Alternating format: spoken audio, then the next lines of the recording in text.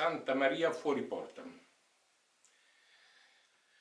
Ero a Lucca per fotografare il Duomo, ma poi Lucca è preziosa, Lucca è piena di cose straordinariamente belle e sorprendenti.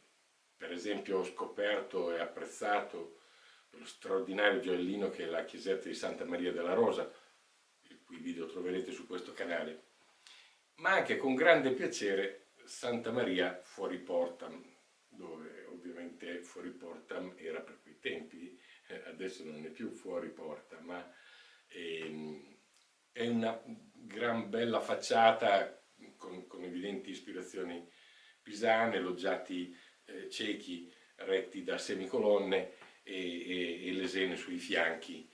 Un gran bel gioiellino. Buon divertimento. She breaks the darkness with a hope no one has seen. Beneath her heart there grows a grace that has not been.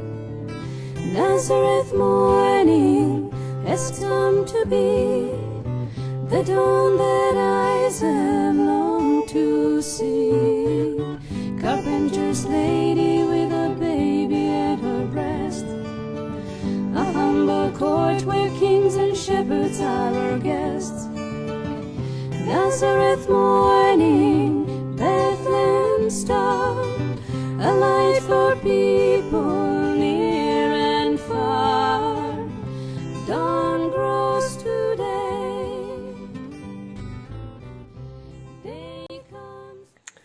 Tre portali sui cui architravi compaiono motivi decorativi di gusto classico. Le colonne del loggiato sono coronate da bei capitelli corinzi, ma ho trovato molto interessante anche una delle lunette con una Madonna in trono bizantineggiante e sull'architrave si affrontano un leone e un grifone. Tutto rimanda alla classicità greca. Truth and light. Another morning brings an unexpected light. Another Mary sees an unexpected sight.